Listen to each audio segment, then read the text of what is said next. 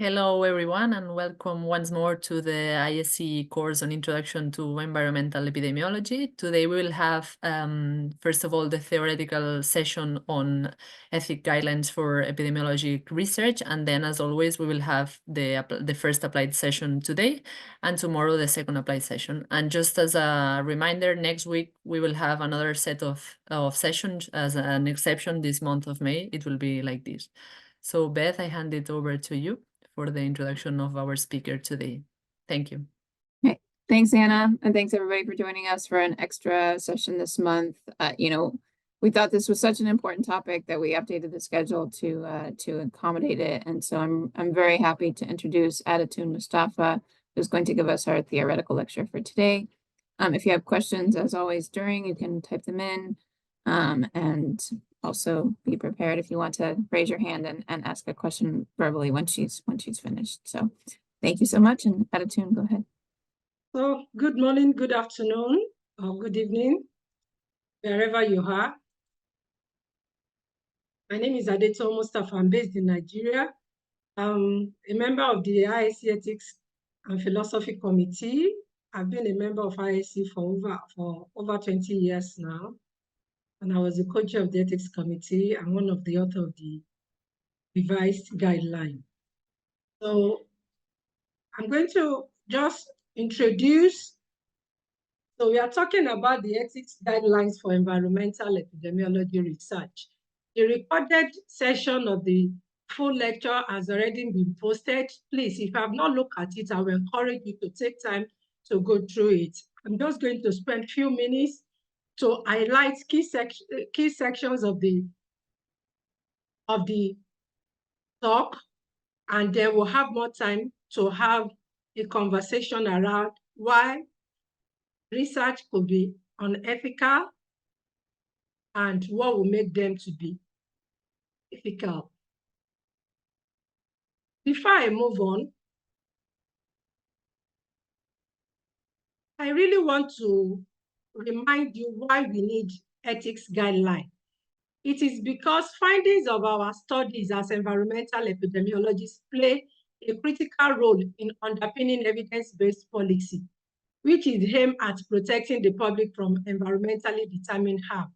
Our study findings can also have direct effect on industry profits, career progression, academic funding, and professional advancement. So it is possible that during the course of doing our research, we could face ethically challenging situations that threaten the core tenets of our discipline.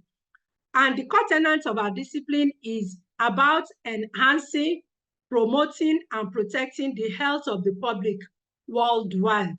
So when we have any situation challenging these tenets, we need to have a guideline that helps practitioners, researchers, and scientists on what they should do. Also, you could have ethically challenging situations that involve powerful stakeholders whose influence may affect all levels of our research and policy formulation. So it is important to have an ethics guideline, which is an essential instrument to serve as a standard against which professionals could be held accountable. And that is the reason why ISC has an ethics guideline. The society is actually one of the forerunners in having an ethics guideline, and it was based on work done by one of our members, who is now a retired professor, Professor Colin Soscolin, and the ethics guideline was established in 1996, but it was adopted in 1999, by ISC. It is maintained by the ISC Ethics and Philosophy Committee. We need to revise the guideline because we know life itself is dynamic and environmental epidemiology functions within a social and political context in which the laws, technology, economic pressures, and social norms are evolving. So we need to be relevant. For our discipline and the guidelines to be relevant, we need to revise the guideline. So the ISC ethics guideline were revised in 2012 and again in 2023. And most of this talk has been based on the revised guideline of 2023. It is through this ethics guideline that ISE seek to ensure the highest possible standard of transparency and accountability for the ethical conduct of environmental epidemiologists. Like I said, I will expect that you go through the recorded version of this talk, but there are some things I really want to point our attention to, and one of them is research ethics requirements, the basic research ethics requirements, and whether it is general medical research or environmental epidemiology specifically, one of the things we should do with our research, the expectation is that our research should do good. It should not do harm either to the participants or to the community that or the community or population we are studying. And also, we should follow the precautionary principle. We don't need to have all the evidence before we take precaution. The safety of the participants and the population concerned are very important. We need to respect individuals' right to self-determination. It is called respect for autonomy. We need to respect individuals' rights to participate in the study and to decide, even after enrolling to participate, if they don't want to be part of it again, to stop and say, I don't want to be part of it. It is also important that there is a community input in the research process. The benefits of the process of whatever research we are doing, it should be to the direct people that are taking the risk. That is what we mean by full disclosure of risk and benefits to the population concerned and the participants. The population that is taking part in the research should directly benefit from that research. So we should do research that solve a societal problem in the population concerned. And we expect prompt disclosure of results. I just want to highlight these, which are the basic research ethics requirements for any research we are doing in environmental epidemiology. Like I said, I'm not going to go through all the slides because we already have the recorded version sent to you. But so you can see the structure of the guideline, which talks about our obligation to the community, to the society, and even to our peers. But what I want to highlight is that don't let us think that issue of research ethics dilemma are far-fetched, or it used to be in the olden days. It is only with the Tuskegee that we all learn in our MPH classes. No. In 2020, there was a publication in Nature's Communication that reported that Australian scientists are saying that suppression of environmental research is getting worse. Also in 2021, a small study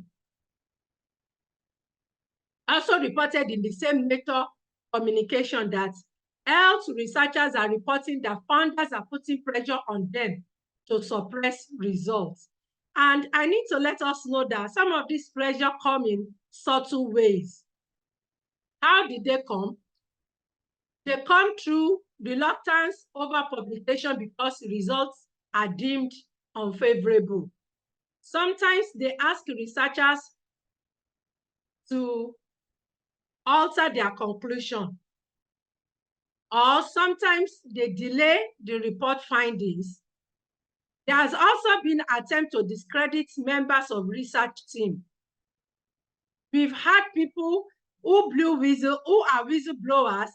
They were targeted by various interest groups, and there were attempts to discredit them. Sometimes also, there were requests that some unfavorable findings should not be published. And there are also occasions where presentation of results to certain groups are discouraged or changes to methods of analysis are demanded. These are subtle ways by which results public health researchers have reported that their findings are being suppressed. So for us as a society, ISE has a procedure for dealing with scientists who feel threatened or who are whistleblowers.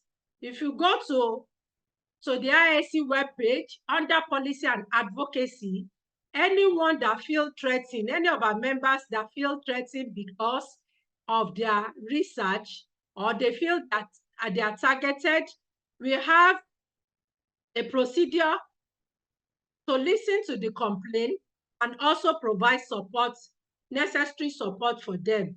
Those complaints should be written to the president of ISE and to the chair of the Ethics and Philosophy Committee. You know that we have two commentaries that were published. One on the ethics guideline. It was published last month. It was published in Environmental Epidemiology Journal. So most of the content of this course you'll find in there. And we also have a group within the Ethics Committee publish another commentary that shows suppression of environmental health scientists on real-world examples. Please, I encourage you to read these two commentaries, and you will find it shocking that in 2024, some of the things that are still happening. Lastly, the ISE ethics guideline is available on the committee page, and this is the QR code. You can download it. Last week, we got a note from someone from Australia who commended the guideline and that she was using it for a case study they had in Australia. So people worldwide have found it useful. So I will encourage you to download it and use it as applicable. I'll be taking questions and comments now. Please, I would like this to be an interactive session, and I really want us to take questions and comments. Over to you, Beth. Thank you so much. Let's see. Everyone, please feel free to raise your hand or type something in the chat. While we're waiting for those to come in, maybe you could talk about, how the whistleblower you showed that linked, or that you talked about the process for when somebody does, have a complaint. What is the process like? What does that look like? Have you had any sort of recent examples that have gone through that process and how they turned out? Okay, so let me go back there. If you have any environmental epidemiologists or health scientists who claim to be made to feel threatened for having identified a hazard or for proposing a study or proposing to study a suspected hazard, and if you feel threatened or harassed, please, a letter should be written to the president of ISE or the chair of the ISE Ethics and Philosophy Committee. The details are available on the ISE website under policy and advocacy statements. You will see a link to ISE procedure for dealing with beleaguered colleagues and all potential whistleblowers. I was wondering if there, sorry, we've got a new question in here. Great. Okay, so the question is, what obligations do researchers have to research participants exposed to dangerous climate risks? What do these obligations entail? How can they be addressed by researchers and funders? What if these risks are extreme and may even involve existential threats? What obligations do researchers have to participants exposed to dangerous climate risk? What do these obligations entail, and how can they be addressed by researchers and funders? Okay, and what if these risks are extreme and may involve existential threats? Okay, so I'm just going to use obligations, a section that talks about obligation to the society. A section in the guideline talks about obligation to the society. And what are the obligations is that one is we avoid partiality. And we conduct, number 3, in the slide on the board, talks about us conducting studies that facilitate just environmental health policy and practice. So our obligation as a researcher is that we need to do a study that will facilitate just climate change policy. You find out that if you go to the literature, it is often found that regions of the world that are more vulnerable, unfortunately, have the least number of studies because they have the least funding for research. So for us as environmental epidemiologists, it is the expectation that we are voice for the vulnerable and we conduct more research. And that is one of the things IIC tried to promote through the regional chapters, to support researchers in developing countries in vulnerable population. So we have an obligation to that. And then the question also talk about, what about to the funders? That brings about us going beyond research by taking part in policy advocacy. One of the things we do in IIC is we always talk about, we used to have, we still do, in our annual meeting, we have ethics sessions where we discuss ethical issues of studies. We also have the policy committee. They sometimes run the policy sessions. And one of the duty of one of the things the policy committee has also been doing is to point attention to issues that affect vulnerable population, not just areas where the research is happening. I give an example of air pollution limits. Recently, the WHO guideline was revised, and the IIC Policy Committee was a signatory to a call by School of Public Health, health scientists, and researchers worldwide. And we actually did a commentary to encourage governments, WHO, and others to ensure that the revised guideline, which is more stringent than what we used to know before, especially in relation to particulate matter levels, so advocate that it should be adopted. So that is one of our obligation as a research society, and to also call on funders. So one obligation is, as a researcher, we need to do more research that will benefit the public, not what is convenient in our backyard.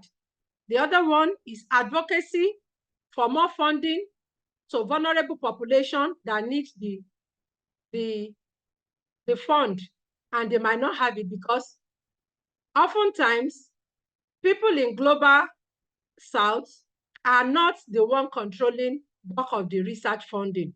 So we really need to be voices for vulnerable population. And thirdly is we need to play advocacy role, like the instance I gave of the IIC Policy Committee. Back to you, Beth. Yeah, thank you. That was really interesting. Let's see, do we have any additional questions? Oh, let's see. Oh, and Anthony followed up there. He says, could you provide any publications or resource materials so that he could read more about what you just said? So let me just go here. Please, if you take time to read these two commentary, which I believe was sent as a pre-read, as part of the document pre-read.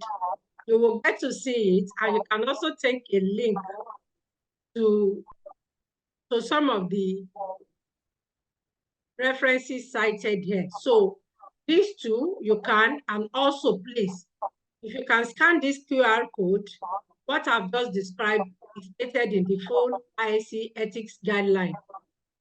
Thank you. While we're waiting for any additional questions, maybe you could talk about what you think are sort of the most common situations that a new researcher finds themselves in where there might be an ethical quandary. Okay. I think I'm going to use my example. When I'm a Nigerian, I did my PhD in Imperial College London. And when I was in London, coming from Nigeria, that was in the early 2000s. There were no big data sets, and I'm not sure that we don't still have any. Like you will have, whether it's for health or environment, big data sets that you can get off the shelf from one agency and then analyze. Most of the studies that you will see coming from my part of the world will be primary research, data collection. And not many funding organizations want that. What they want is to bring your data and then analyze. And I'm very glad when Timothy Warren, who used to be, I think is still the editor of the journal Epidemiology, wrote a commentary one time that is environmental epidemiology now statistical analysis. No, because you have the younger researchers being put under pressure to just do a research for which they have the data set for. And like somebody said, what obligations do we have to the society? The areas where do they have the data are actually areas where we need to get data to help promote good environmental health policy. So when I was in Imperial, I was under pressure to do something that I could get data set for maybe in the UK, but I have good mentors.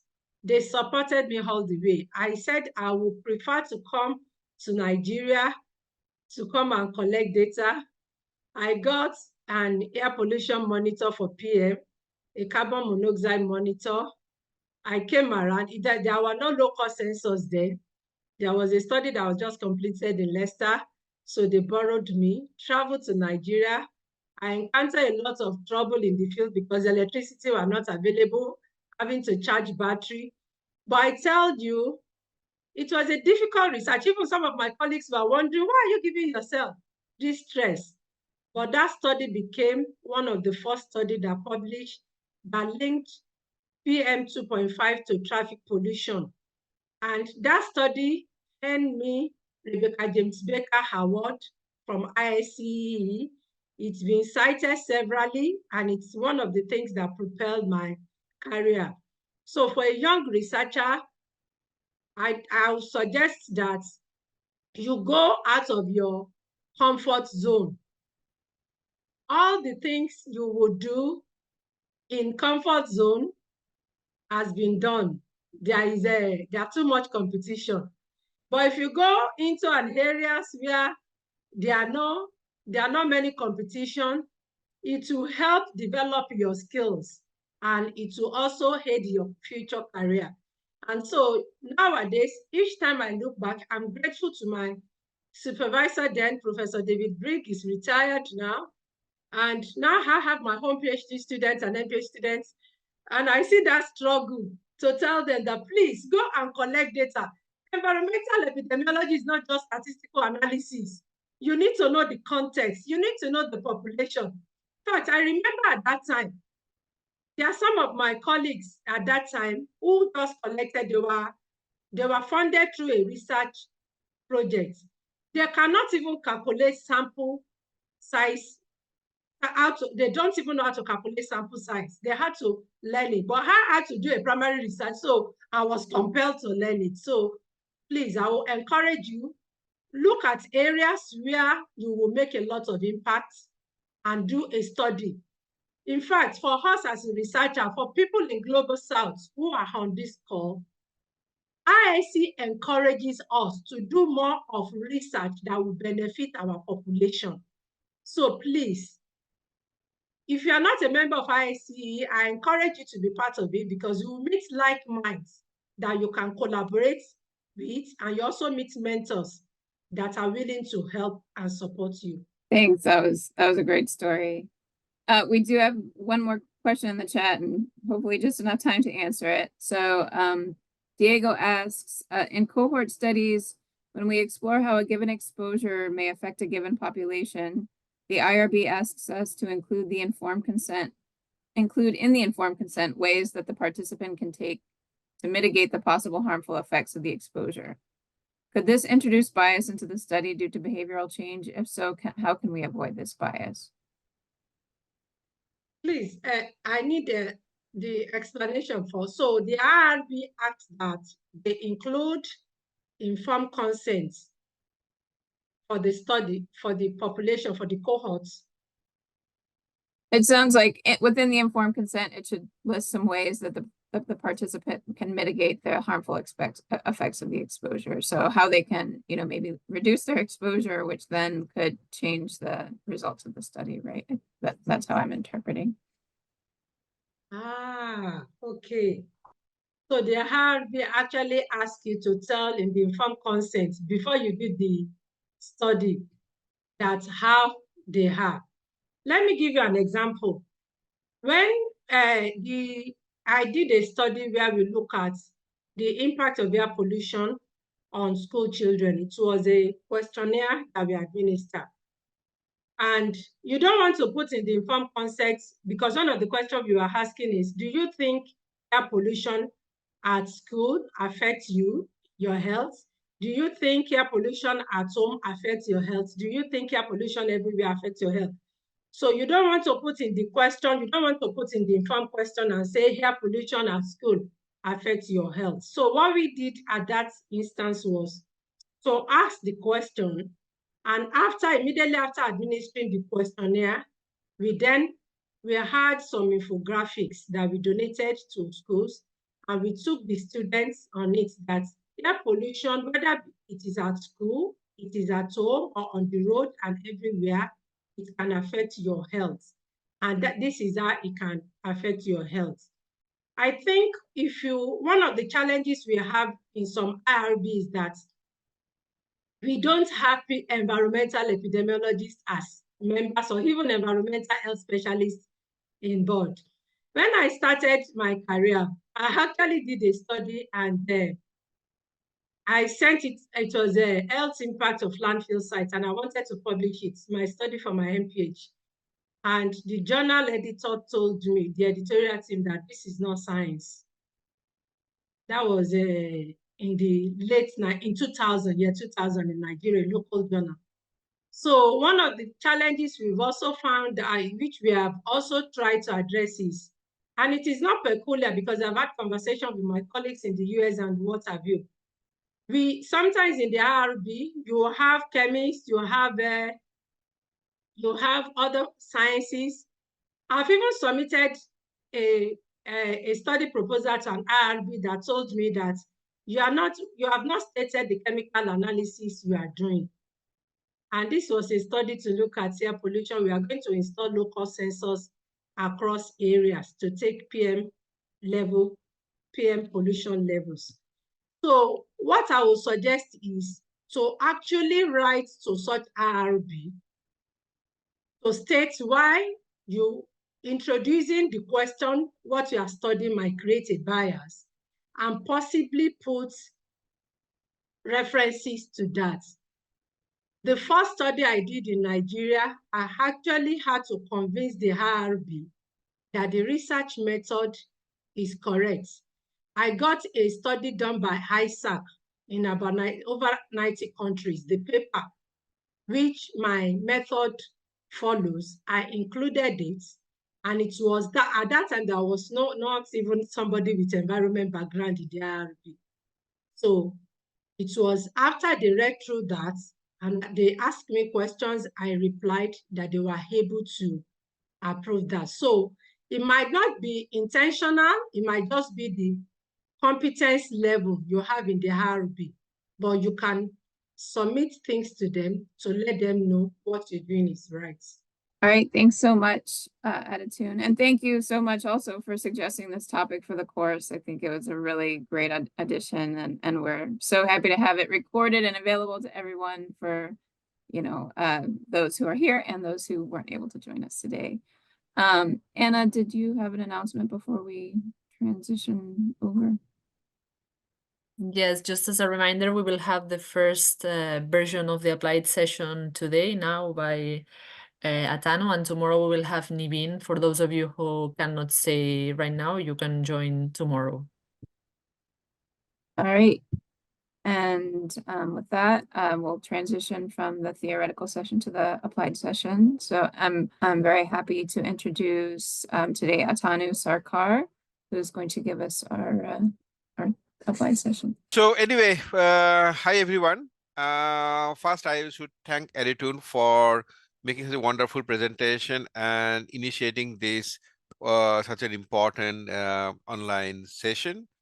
And also I thank Anna, Catherine, Beth, and Sarah, and other IC officials who are actually working behind this screen and helping us to make this event possible.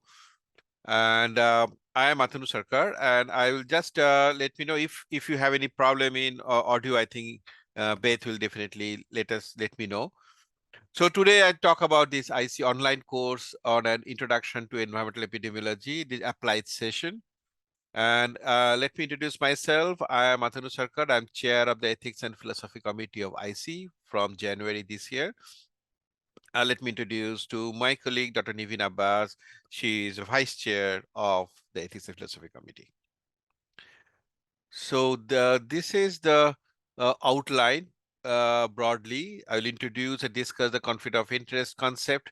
Already the Adetoun has actually mentioned in detail, so I will just try to summarize and make it shorter and introduce the greenwashing concept, which is part of a conflict of interest. Sometimes we ignore that, or sometimes we don't pay much attention in our research, and we realize that the not everything is perfect. So I'll come to that point and introduce some examples, case studies with ethical challenges.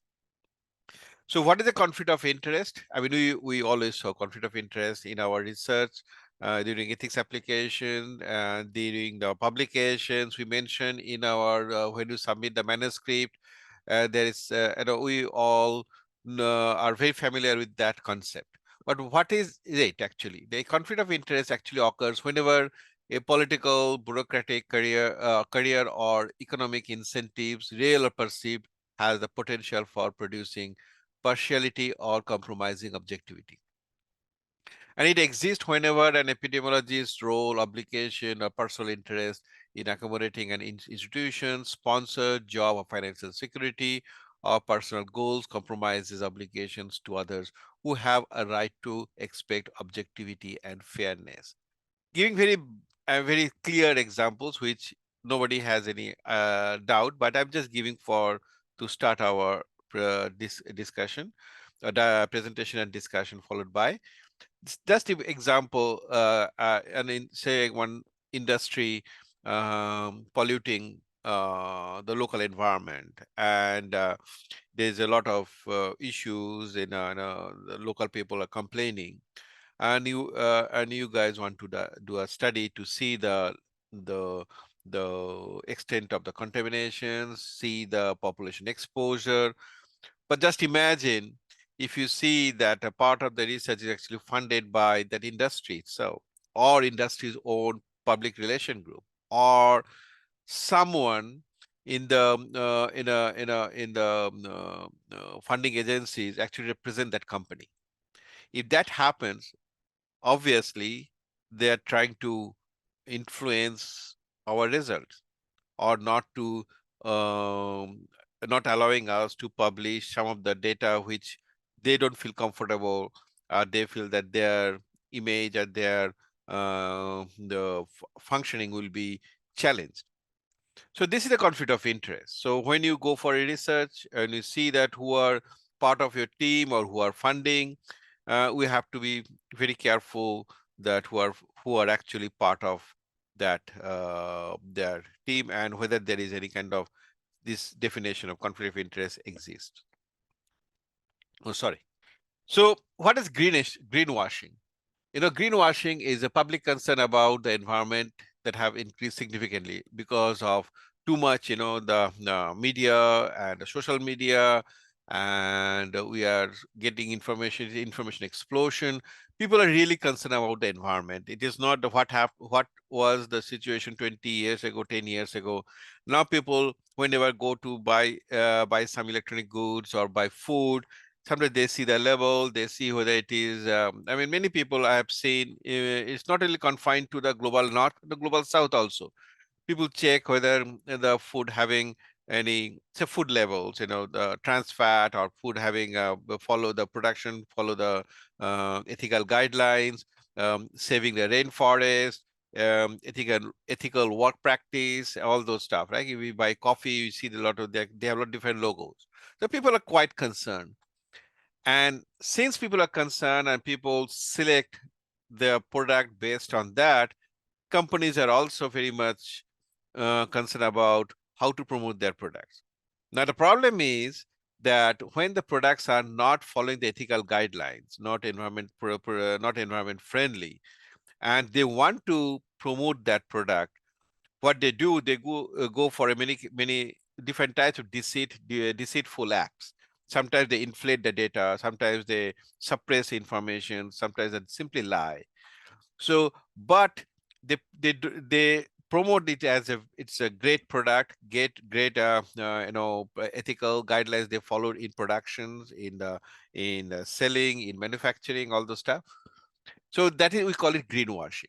We see it is a green, which is not green. It is actually the deceitful act. So is it greenwashing and ethical? And it is ethically, it's a concern. Indeed, it is, because greenwashing describes the practice of making unwarranted or false claim of sustainability or environmental friendliness to gain market share.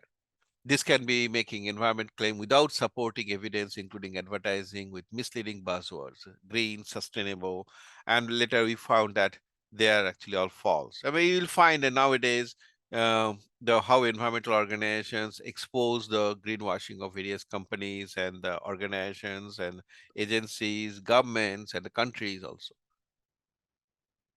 So why greenwashing is unethical? So this is the question maybe I am expecting from you. Maybe you can make comments or ask questions after my presentation. Let's keep in mind that we can discuss about that, why we consider to be unethical. So, I mean, I'll give you some extent of how greenwashing is, I mean, becoming a norm now across the world. So study shows that oil companies, fossil fuel and energy companies, they use this, the various the social media and claim themselves as a green. Just imagine oil companies saying they're green. How, I mean, I remember several years ago, some companies, coal companies in US, they say the clean coal. I mean, there are politicians also jumping into fray and said is coal is clean. And I mean, how can coal be clean? I mean, it is understandable, but that you and I can understand because we are from scientific background. But just imagine the common public, not from scientific background, they think, well, maybe that coal is bad, but this coal who are claiming may be good. So it is not true. So that way it is being portrayed in presented, publicized in social media. It is very much misleading with nice pictures of the nature, some nice forests, some butterflies, some flowers, smiling kids, and just to give the impression that how environment friendly. So being an environmental scientist or environmental epidemiologist, you have to be very careful, and you have to expose them, and you have to go to the public and say, hey, what you are thinking clean, it is not. So you have to just explain to the people in a layman's language, but definitely it is our moral responsibility. Oh, sorry. So now I will show you a video. It's a 6 minutes video, interesting video. I'm going to stop here. You watch the video, and then I will come back to the slide, and we can actually talk about after our presentation about these videos, about our you have any questions. So Sarah, I'm now going to stop sharing. This is what's really behind the bucket. As part of KFC's Behind the Bucket commitment to better chicken welfare, they invited Nico, a YouTuber, to come and visit one of the farms that supplies their restaurants. Hello my friends, I'm Nico and I'm on a farm. The video footage was shared extensively online as a paid promotion. Looks incredible. You're very welcome. We decided to go undercover to film at exactly the same farm.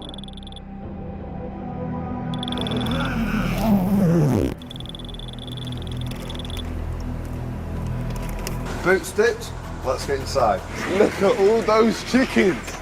There are a lot of birds here, 52,000 to be exact. KFC chose to bring Nico down here when the birds were really small and cute. They were maybe 15 to 20 days old. We've come back when they're 33 days old.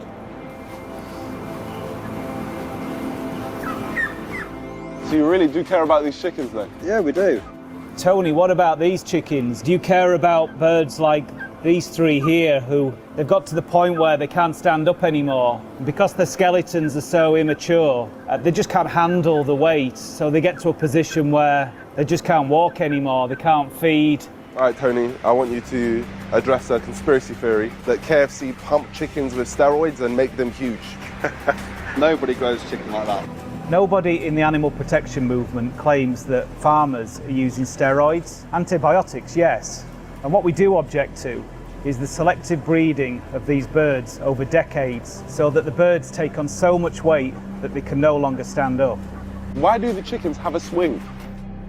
They don't, at least not when they're not expecting the camera crews here. Bales for birds to peck out and all the enrichments that we put inside the shed. We found one swing that they can reach, and that's for 52,000 birds. And Tony, as well, there's no cages here. I thought there was like 4,000 chickens in one small cage. No, there is no cages. I'm afraid Nico's getting confused with the egg industry, where even today they are still using cages for the hens. And how is it a lot different in the chicken industry?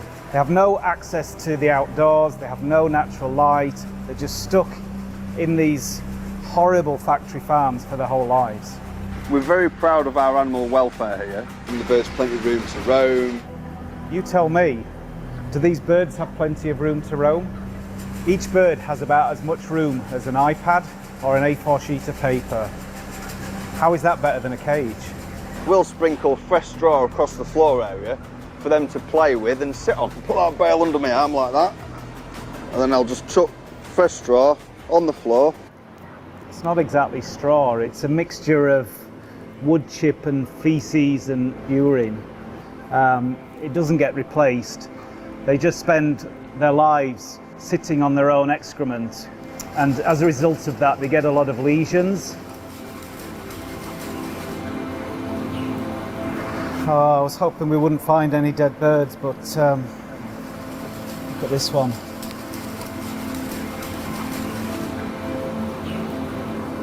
So KFC thinks it's acceptable for around about 4 or 5% of all birds to die in the farm. This one barn has 52,000 birds, which means that roughly 2,500 birds are going to die within 35 days of their life cycle. Is that acceptable? We're very proud of our animal welfare here.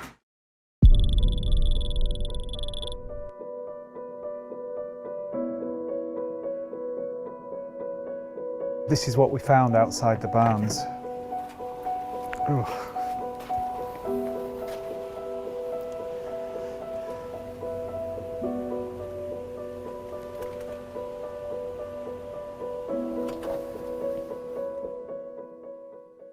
KFC have been improving chicken welfare for years. The reality is that over time, intensive chicken farming is getting worse. So Tony's not really a chicken whisperer. He's the farm manager of Park Farm North, Kettlethorpe near Lincoln. Now this is one of Moy Park's flagship agricultural academies. Tony's farm is one of the best. That's why KFC came and filmed here, so you can imagine what the rest are like. KFC needs to commit to moving away from the intensive factory farming of chickens like this and work on a kinder, more sustainable, plant-based chicken commitment. So we might get sued by KFC for this, or Moy Park, who run the farm, or even Tony the Chicken Whisperer. But we feel that people want to know where their food comes from, and they deserve to know where their food comes from. And we don't think they want to buy food from places like this.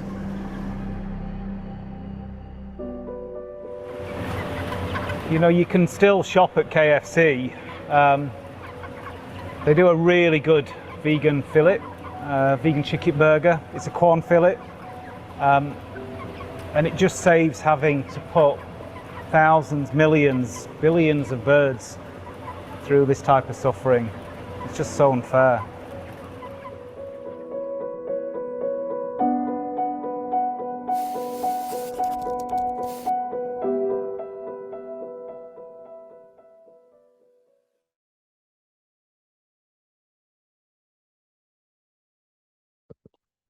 Thank you for watching.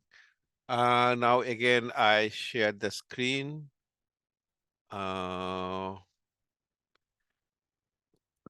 Can you see that? Is it? Yep. Yes, we Okay. can see it. Perfect. Thank you. So, we'll definitely go to the question answer session later. I mean, just giving a very quick reflection to that, why we have selected this video. We are familiar that how, Mac Burger, they raise their cattle, and these KFCs, it is not a new story. I mean, but just to reiterate and to say that how it is part of our main topic discussions. First of all, we are talking about planetary health. I mean, we're talking about environmental health. Not that humans should not be that selfish, only talking about our own health. We are living in large families, all our family members, all animals, planets, all the species, we're part of the system. We all help each other, we all benefit each other. So we should not be concerned about our own welfare, our own existence, because our existence is also linked with the existence of other species. We all are so much dependent. So the way we are treating this chicken, and it is so unethical. I mean, if you think very selfish way, that yes, it is also affecting our health. You see all this bird flu, all this happening, all these all these viral diseases, all because of commercial, all these chicken farm. And also it is animal rights issue. I mean, or also the ethical practice. The chicken, they're smart animals. They also feel it. Let's think from that perspective. So it is quite from that humanity's point of view and from animal rights point of view. And also I'm giving some kind of heads up that these KFC kind of companies, I mean, one day maybe they promote in such a way that their products are so green and they're so ethically produced. Maybe they can come and put a pot of money and say we want to do research, making some foundations, creating some chair in the universities, a KFC chair for food security kind of thing. So don't get surprised, it might happen. It is a small peanuts for them when they're making millions and millions of hundreds of millions of dollars of profit. So being a research scientist, I think we should be very careful before taking any kind of support from them, because definitely they're going to influence the research community. Let's going to give you some more examples here. For example, the Volkswagen, I think you have heard of. In 2015, they found that Volkswagen, which is one of the most popular brand in the world and German-based car company, but they have manufacturing all over the world. They just simply deceived the regulatory authorities, and their the emission testing kit software actually giving false data, even the 40 times more nitrogen oxide giving normal. So, and showing I mean, I've seen some Volkswagen. You might have seen that the way they promote the car are so green, showing the car moving and running inside the thick green forest, and they kind of giving visual impression. But I see that the way they deceived the people, customers, and the countries and regulatory authorities. So we have to be very careful about this kind of claim, and it is not at all acceptable. It's a criminal offense. So another interesting thing is L'Oreal. We all know they produce a lot of products, for, in the cosmetics, and it is very world leading brand. One hand, their products are found to be very harmful to health, particularly to women's health, because women mostly use the L'Oreal products. But also you'll see the way they promote it. It is so bizarre and so paradoxical.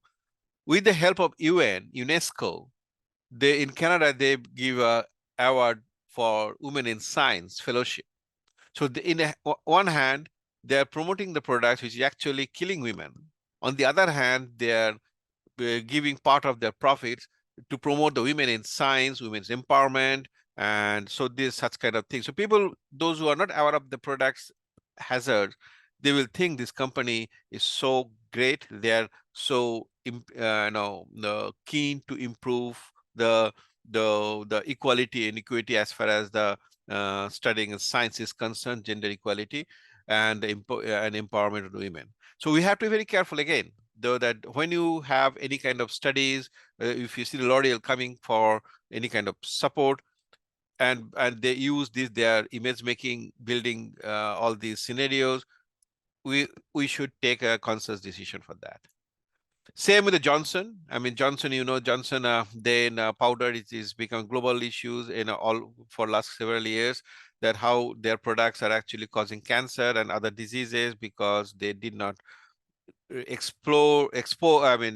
not discuss on openly about the content of their products, and it found to be very hazardous. On the other hand, you see the one of they promote the science research awards, and it is called the Women's Health Network, and among the board members you'll see Susan Nicholson, who is the from Johnson & Johnson, same company. So on one hand, the product is again affecting the health of the women. On the other hand, someone from the company actually giving award in the name of women in science.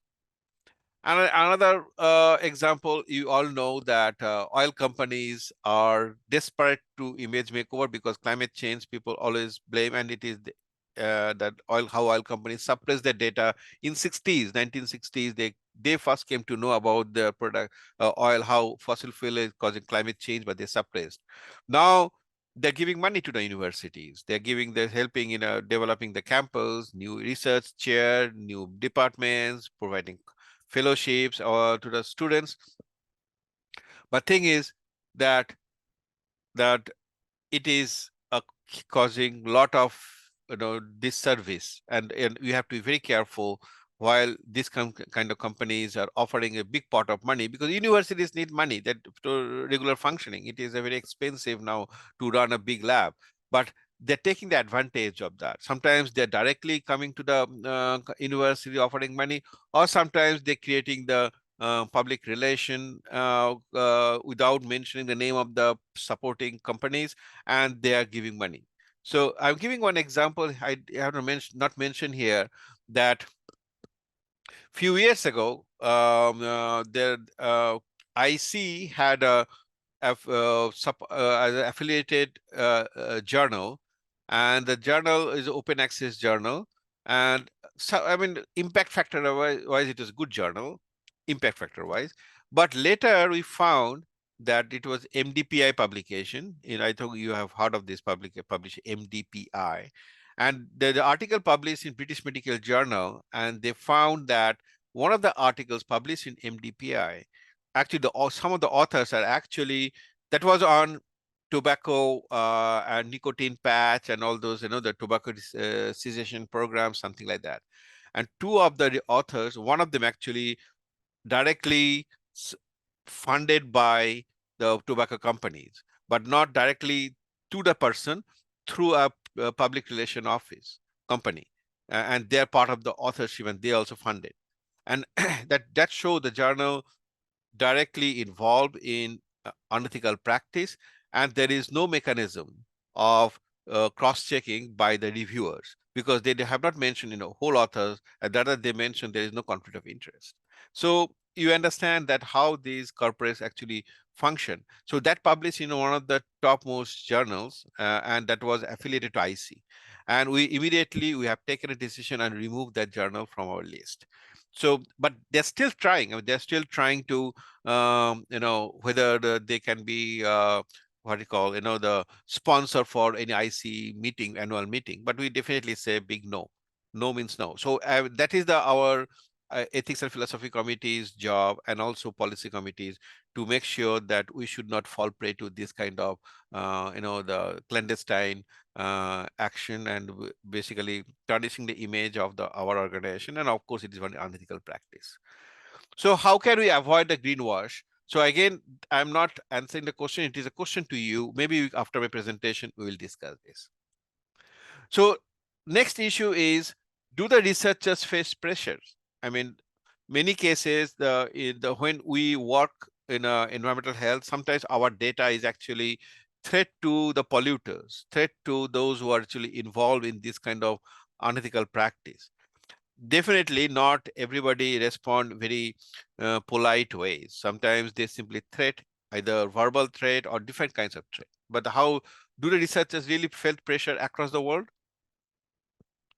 The survey found that in Nature, that actually the public health researcher, the 18% felt the pressure by funders to delay, to alter, to publish trial results, and often they give, the indirect threat in terms of not getting further funds. We professors, academicians, our job, our promotions, our job security very much linked to research, because teaching and research is the main work. See, if our research is being threatened by the funding agency or my own institutions, it is a really very stressful situation for the researchers, because they don't know what to do. Because if their person who are supposed to provide them security and the support, if they become the source of threat, it is a matter of concern. So particularly when industry sponsors publications, research actually is a major concern, because industry, if they think that since they're giving money, they have every right to decide how data will be interpreted, what data should be suppressed, what data should be inflated, how it will be presented, what should not be at all presented to the public or the authorities. So they think since they give money, that is their rights, because that is the way corporate functions in their own way within the corporate world. But our academic world is different. We strongly believe in ethics, and of course, it is publicly funded universities, and we are working for the public. We are not working for the welfare of the industry, but the welfare of the public. So if industry supports sponsor research, causing discomfort and some kind of exposing unethical practice for industry, and if they try to suppress, definitely researchers always feel the pressure. I mean, this slide was already presented by Adetoun. I don't want to make it again, but I can tell you that that how it happens. You can see that sometimes you have a data, you are analyzed. Now you write a report, and later you want to report convert it into publications. Then the industry, the sponsor said they want to put their author board of members, someone as authors, and then they sometimes they say, okay, this data, it is showing this, it's a very critical statement, don't show that, try to trivialize it, try to dilute the findings or the interpretation. They think that that is a direct pointing finger towards the polluters or the perpetrators or something like that. And sometimes they delayed also. They say, no, we are going to discuss this data with our board of members. And I mean, I have heard it, sometimes they delay 2 years, 3 years. They said we are so busy, we cannot take but we cannot find published until it is cleared by us. So ultimately it is so frustrating for the researcher, because if data get delayed, the lot, as it is academicians, how it is implications. It is affecting if students are involved, their degree will be delayed, or you cannot go for further funding. And also some of the research are also very much dependent on your preliminary data. If that data is suppressed, you cannot go further forward. So this is a delayed tactics and putting pressure on the researcher. Also political manipulations. Nowadays you have seen all this. We all are now getting global information because thanks to social media and internet. See how politicians and the industry and the big agencies are all linked. So I mean, I don't want to mention that particular name, but we have seen that during COVID time, the US previous administration, how the head of what health department, the professional were heckled by the politician, and that is just a tip of the iceberg. But it happens in some cases more than just threat, verbal threat. It can become physical threat too. So I remember in India, where I am from originally, there was one scientist who actually exposed how the asbestos industries are secretly, giving the diluted data and doing their business, and he was so much threatened by the asbestos industries, and you can believe that they manipulated the government officials, and he lost the job temporarily.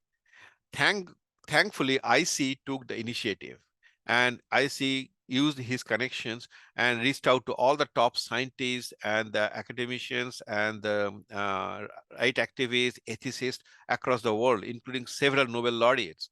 And they sent a joint letter to Government of India, and it became so public and publicized across the world. Government of India had no choice but to reinstate the doctor to his position. He was jobless for several months without salary. Rather, he was threatened that he will not get any benefit after that. So but later that Professor T.K. Joshi, his name, he got Research Integrity Award by IC in the Perth conference several years ago. Before I can't remember the year, but that is the way we function. That whenever we find someone genuinely affected by this threat, we take initiative. We use our own connections, our right-minded scientists, the reporters, all people come together and put pressure on administration to make sure the person gets justice. So this is I'm just going to in detail. So COVID time, you have seen that how the scientists across the world in US, including US, are intimidated, and also many smaller countries, which is where the democracy is not that well established, where it is almost like autocracy and dictatorship or semi-dictatorship or quasi, kind of democracy. There, the rules and regulation is very much favoring the ruling class or the establishment. So any scientist diligently working in a small university is having no power to express their view, even it is affecting the public. So you understand that this political manipulation is very much prevalent in many countries. So if you in a discussion, you can actually talk about any violations, if you have any example in your country, we can talk, not just simply question answer, but of course we can talk about that. You can share your experience. So how to avoid the conflict of interest? So we are actually, as I don't want to go again in detail, but Adetoun already mentioned that how IC works. We have our system. I am a chair of the Ethics and Philosophy Committee, as Adetoun mentioned. That being a chair, it is my responsibility to get the complaint from you guys, or if you can share this information to your colleagues who are a little hesitant to know, but we are always ready to help with best of our ability. In fact, I am doing something I don't want to mention now. It is still confidential. We are dealing with some of the issues in Pacific part of the world, and we are now working on that, how to deal with that in near future, to make sure that things go in normal, and also the scientists get justice and get protection. So the guidelines governing disclosure also in institutional funding agency, regulatory agencies, and journals should promote transparency. That I already mentioned how IC actually kicked out that journal for their unethical practice, and will keep on doing so if you find that it is happening, and also sharing information with other journals too. In fact, one thing I forgot to mention, that IC is the first organization, I think 20 years ago, I can't remember the age, first time came out with these ethics guidelines. And Adetoun can correct me if I am wrong, but I was told by a few weeks ago the IC is the pioneer in making ethics guidelines, and other organizations started following that, and we're getting very good response from that from the community. So I didn't already mention, but I'm just giving you some kind of more, the visual version, how to become a member IC. You can join our ethics and philosophy committee. This is the IC website. You can see this. You can actually scan here. Also, and otherwise, you can just go to this the home page, go to get involved, then ethics and philosophy. There is a click that and join the committee. And and you can see the how to. I mean, I got an email today when Adetoun was presenting.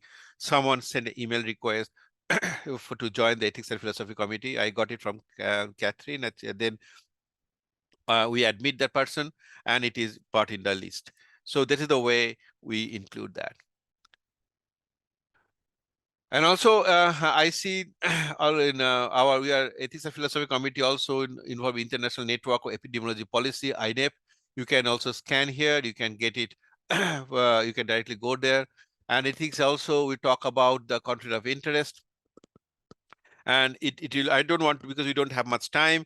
So, but you can go to this our Ethics and Philosophy Committee website, and you can get all the information of this International Network on Epidemiology Policy. You can contact the current officials, and if you have any kind of clarification needed, feel free to contact us, all this committee. We will be more than happy to help you. So if you have any questions, any comments, feel free to ask now. And yeah, that's it. And this is the references. Thank you so much. That was very thought-provoking. We do have one question so far in the chat. So it says, in a greenwashing capitalist system, it is hard to not be funded by some of these industries. What can we do to diminish bias? Is it enough just to declare who are our funders? Well, it is a small question, but answer is quite big. I've tried to put it in order. Of course, it is a challenge. First of all, that information sharing and transparency is very important. The moment you find that there is any iota of confusion and any kind of evidence of greenwashing, definitely. And if you are really involved in this research, or your colleagues is doing research where this potential greenwashing can affect the research, just inform the person or the group who are doing the research, and also do your own exploration and see what is actually happening. That is important. And indeed, that the research, whenever you find an evidence is clear, definitely there's a big no to the perpetrators or who are involved in greenwashing, because it is definitely a disservice to our society, because society trusts us, because we are actually doing the research, and publicly funded universities, publicly funded research funding agencies. So people trust us. We are the people who are providing evidence, and the policymakers and the individuals and society takes decision based on our research. So it is a betrayal to the society and community if we don't pay stringent action against this greenwashing. Greenwashing sounds to be very petty or simple, but it has a long impact. If you don't pay attention, you have to nip in the bud if you find any evidence of that, because the corporate should know that they cannot get away, or the perpetrator should not get away that if do that, because it is a very is a long-term impact on our health and the health of the planet.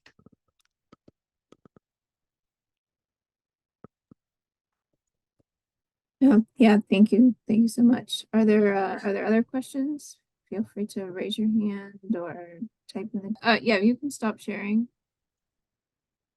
Yeah. All right, looks like we don't have anything right at the moment. Do you have thoughts about, for new researchers, how they can consider these things as they're, setting up their research program? Yeah, it's a very good question. first of all, that when it is you are international agency and it is happening in different countries, having in different form. So new researchers definitely, first of all, be well aware of what is happening in this world. We are living in a global village. So what is happening in one part of the world having ripple effect to rest of the world. So if you think that our country is everything is perfect, I mean, we are safe, it is not, because I will give an example that in Canada, I'm from Canada now. The Canada banned the lot of brominated flame retardants production. The you use flame retardants, for decades. Production use all are banned, but we are importing products which are already laced with that. So if we don't pay attention to that, we say, oh, we are a very clean country, everything is perfect. That is not, because still the novel chemicals, for example. So new researchers you guys are smarter than us. We are a little bit dinosaur in terms of technology, but thing is, if you look at how that they manipulate the data, manipulate the system. I can give you an example. The novel flame retardants. I mean, sometimes what they do, because these flame chemicals, organic chemistry is a very interesting chemistry. Just simply change a little bit hydrocarbons, some valency, and adding one extra carbon or adding one hydrogen, you can make a new product. So the product is having the same kind of toxic effect, but since it's new, they can again market it, but having the same kind of toxic effect. So, and they manipulate that, and being a scientist, it takes 5 years, 7 years to prove that particular product is toxic, and they get banned. It takes another 2-3 years, so 10 years almost. But then you'll find immediately they come out with a new product, they said completely new, but actually it is also equally harmful. So being a new researcher, you have to be very careful how things are actually happening and how they manipulate the existing system. Thankfully, in Europe, I know that European Union, if I correct me, that they are actually said it doesn't matter whether if the congeners are very similar, it doesn't matter if new chemicals, but novel chemicals means they are also equally harmful, because it takes time. I mean, all these system of developing the protocol and proving that it is toxic to the ecosystem and human, it takes sometimes a decade. So you can, by the time they make hundreds of millions of dollars of profit, and who ban it, they go for another one. So being a new researcher, I would say that you should be very well aware, way ahead of them in terms of knowledge. And that knowledge, it is not possible for one individual to gain. So we need a platform to share your knowledge, because it is so much, it is an information explosion all over the world. You go to Google and go to in PubMed and type few words, you get thousands of articles. But IC is a great place. I note that to join and be part of our regular meeting, and we'll see when people make presentations and discuss, and we can see that a lot of clarifications, a lot of inner knowledge you learn in just few days, and some kind of email communications that you may not get a chance if you don't do that. So this is a professional and academic platform is a best place to clear your confusion. Sometimes people say, oh, after presentation, I didn't know that it is happening. Or I didn't know that it is unethical. I didn't know that it is that bad. So as you know, the conference is the best place, and plus part of our community is also another way to do that. I mean, in fact, when I joined IC Ethics and Philosophy Committee, I think 10 years ago, before that, I had no idea about this. Let me tell you. I mean, now I'm chair, but in 2012, I was part of the writing group. Then I came to know, let me tell you very honestly, I was so naive. I didn't know that this is the nitty-gritty of these issues. But I have no hesitation to say that. But I learned by interacting with the experts and the senior colleagues who are doing this for decades. So this is another way to act. So join us. We will sit, we can chat, and you can share your knowledge. And nothing is, the stupid questions. All questions are very important. I mean, we can definitely discuss and dialogue. That is the way I will ask the new researchers to be part of our team. And I can tell you that things are getting bad to worse. And we need more researchers, more educated and well-aware researchers to be in our team. Thank you. We do have a new question in the chat. So it's fairly long. I'll read through it, and you might want to have it on your screen as well. Yeah. Is it possible to judge the benefit risk balance of this greenwashing? For example, the L'Oreal case. They are harming women's health with some of their products' components, but they are encouraging and promoting science for underrepresented groups, which in the long term could create a greater beneficial effect. Similar with the ISE, annual meetings flying to the host country contributes with pollution, but the knowledge sharing might have and promote science progress in environmental epidemiology that could lead to a better outcome in the long term. Perfect. Very interesting question. It is true that it is, I mean, it's balancing. I agree that that it is sometimes it is say that okay, this at least they are doing something for the L'Oreal, for example, to improve the I mean having improve involving or encouraging women to come to science, because in STEM still women are less represented. Although in IC I see more women presenters, that is a great thing, but not in all scientific discipline. That is definitely, apparently, it is L'Oreal's great endeavor, but you see that that is a drop in the bucket, actually. But if you look at the impacts on the women, millions and millions of women using L'Oreal products, how many of them are, thousands of people are dying of cancer, many of them directly by these chemicals. So even without a slightest doubt, we can imagine that the harm by the companies is so enormous.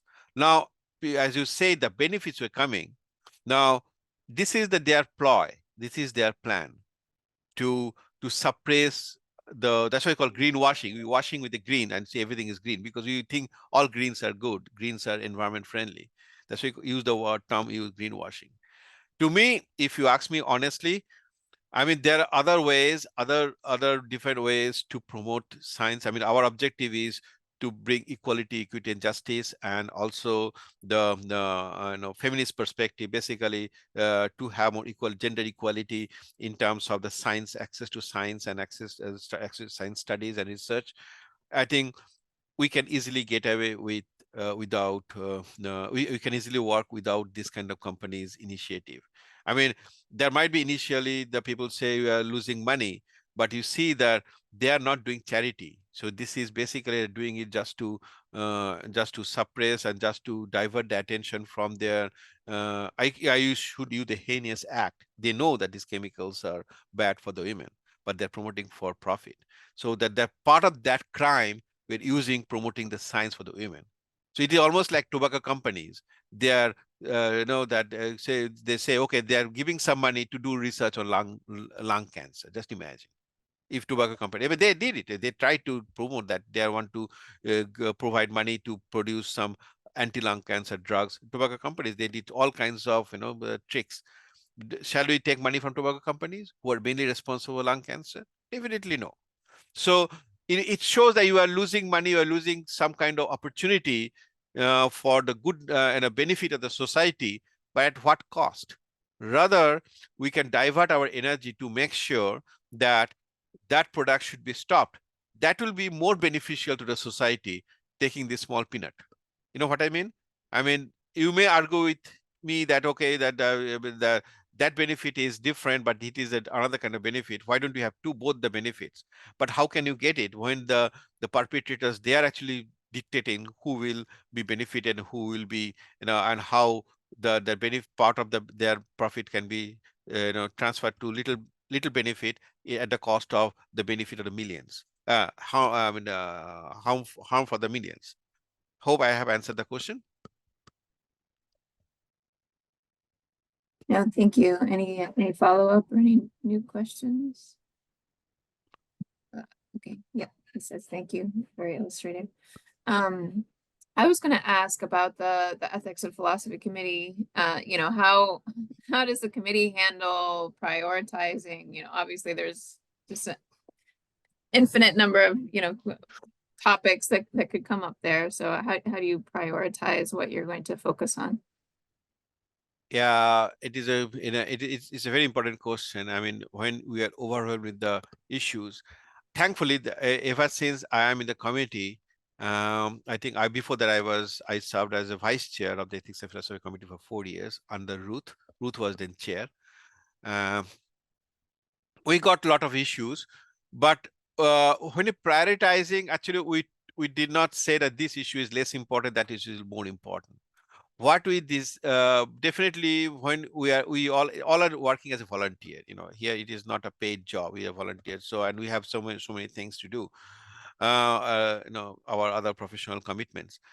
So what we do, that whenever we get all these kind of the issues raised, we have a large committee, we have a bi-monthly meeting, and we shared this. This is the issues came up. Someone's asked for this kind of suggestion or any kind of help. So we committee decides. So it is not a chair will take a unilateral decision kind of thing. We just simply propose it, and it is discussed in a very democratic way. So it is a case-to-case basis, and also the who will going to lead it. Sometimes a very important issue, but we could not find right person to take up at that moment. But definitely we find that who can we explore and request the person. I cannot give any example right now because some of the issues are a bit confidential. I don't want to discuss because some people know. But I told you that we are actually working on some of the issues which are confidential, and but we have taken up the issue and we had a discussion with those region, because in that region some of the scientists are actually intimidated by the authorities and the industry nexus.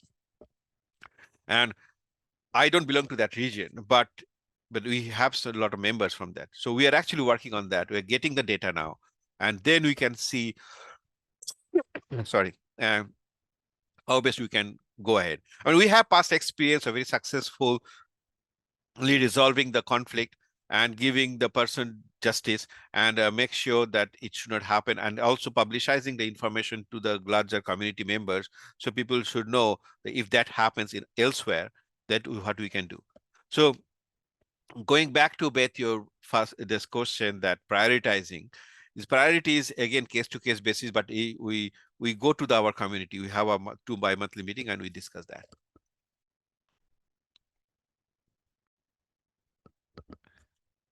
Okay, thank you so much. We only have a few minutes left. Does anyone have any final questions? Chat or raising hands? Maybe I can ask very quick question too. Yeah. So I just mentioned my presentation. What do you think? How can we stop greenwashing? Greenwashing is everywhere, in every food or just stop now because you don't have only 4 minutes left. So what do you think? What is the best way IC can take forward and or at the individual level stop or identify greenwashing? Any answer? I encourage everybody to raise hands or type in the chat.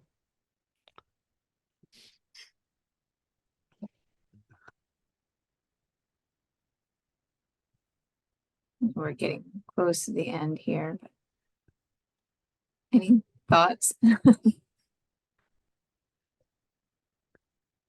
We have somebody who says you can publicly call it out with a joint statement from scientists.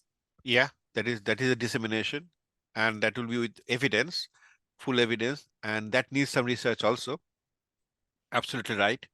And but it may not be politically correct. What do you mean by that? Oh, yeah, Neela. Yeah. Government employees may need to stay neutral. Neela Yeah, is a government employee herself. So yeah, that is true. I mean, I can tell you one example. I mean, it happened in IC meeting in Seattle, I think, which year I can remember. There are a group of scientists, actually government scientists, federal scientists from one particular country, presented some, I think contamination, some pollution, something like that, and climate change, something. I cannot remember the exact topic. But from audience, it was a face-to-face before it happened before COVID pandemic. And some of the questions are a bit, they're not comfortable. And they said that these are the questions that actually no, we are not supposed to answer, because before coming here, we are told that by our boss, if you get this questions, don't answer. Well, this is the government regulation. So you understand how the scientists are muzzled, although they're coming to IC conference, but they are strictly told, because yeah, as you write, that after all they have to save their job, their families, so there's always ethical dilemma. So, and I don't have any immediate answer to that if that ethical dilemma happens, what is the best way to do that? So perhaps that we have to find some middle path to make sure that it is opening the options to explore further. If they are not directly involved, maybe some other scientists who can comfortably work on that. Government officials, if I working with government officials, I find that they help, they're great guys, they're helping me, but when they ask for authorship, they don't come. They say, no, don't do that, because something happens that my job will be at stake. So we understand that if happening in a country like Canada, what is happening in other countries also, so and then I also said that another problem is that our program could be attacked. Yeah, that is true. Sometimes they simply clamp the whole funding support. They say, no, we are not happy. You are going beyond your capacity. So these are the real challenge, and that's why we need a case-to-case basis. If that happens, how can we resolve it to make science should not be affected? Our main concern is the science. The science should not be intimidated by this kind of reactionary groups. All right. Thank you so much. We're just out of time. We really appreciate that talk and the discussion. I think it was very enlightening. I'll turn it over to Anna to tell us about what's coming next time. Thank you very much, Adetoun and Atanu, for the very interesting and important sessions. So as I was saying at the beginning of the session, this month will be exceptional because we will have 2 sets of sessions. So next week will be session 8 on selection bias and confounding. And just as a reminder, it will be on Tuesday and Wednesday because on Monday it's a holiday in several countries. So just to make sure that you have it on your calendar. So thank you all again for joining, and see you next week. Thanks. Thanks. Bye-bye. Bye.